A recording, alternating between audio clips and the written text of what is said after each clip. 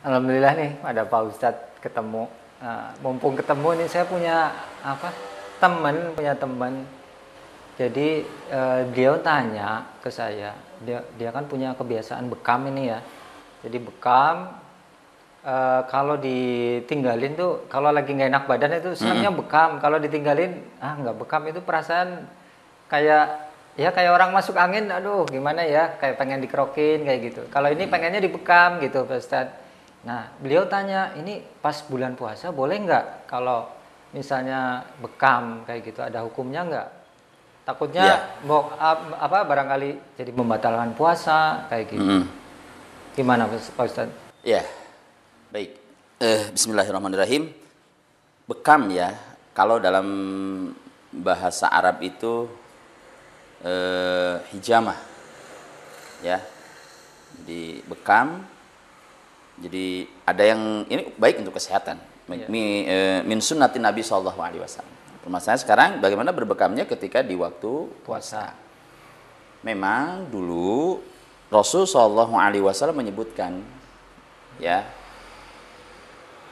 kepada orang yang membekam, yaitu al-hajim, orang yang membekamnya, kemudian al-mahjum, orang yang dibekam. Awalnya kata Nabi SAW, silahkan kalian untuk berbuka.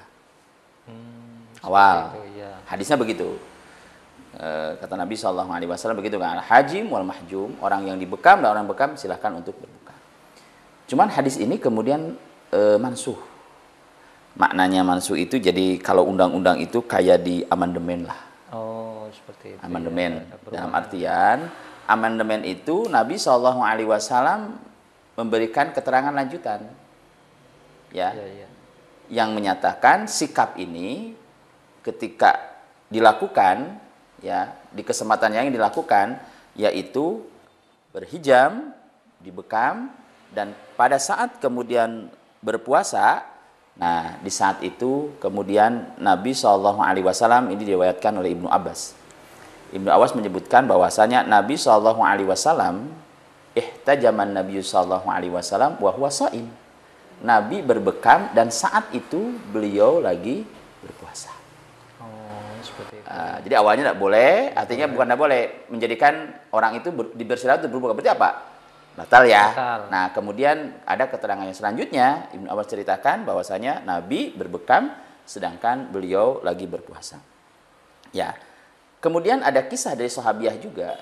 Itu dikisahkan Ummu Alqamah.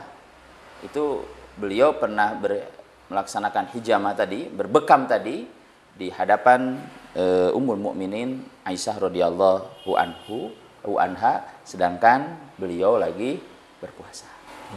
Nah, ini ya, berhijam. Jadi secara keterangan khususnya begitu. Artinya apa? Tidak menjadikan batal ketika orang kemudian melaksanakan yang namanya al-hijam. Jadi berbekam seperti itu.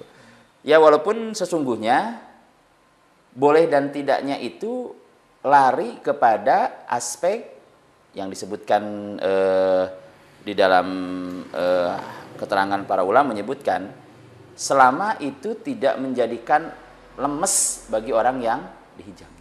Oh, iya. Artinya kan kalau dihijam kan diambil darahnya gitu kan. Iya, ketika kemudian menjadikan lemes kan menjadi menyebabkan madorot gitu kan, menjadikan dia lemes, membahayakan. Jadi kalau selama dia kemudian dihijam, dibekam, kemudian dianya kuat dan mampu kemudian untuk melaksanakan puasa, nah, ada masalah. Yang jelas itu kan tidak menjadikan dia menjadi lemah ketika dibekam tadi. Mungkin ya, amannya bekamnya boleh tapi malam lah ya bisa raweh. Ya, gitu saya kira ya menghindari daripada mungkin ada sesuatu yang membahayakan dirinya padahal kita lagi ibadah puasa gitu kan, seperti itu. Insya Allah lah. Ya mungkin ada kasus-kasus tertentu ya yang memang harus hijamah seperti itu, harus dibekam gitu kan. Tapi kalau seandainya masih bisa ditahan, nunggulah mungkin apakah malam, apakah apa nggak tahu juga saya. Hijamah malam itu secara kesehatannya bagaimana? Tentu kita harus berhitung segala sesuatunya. Yang jelas diaturnya begitu oleh Nabi SAW. Terima kasih Ustaz. Gitu.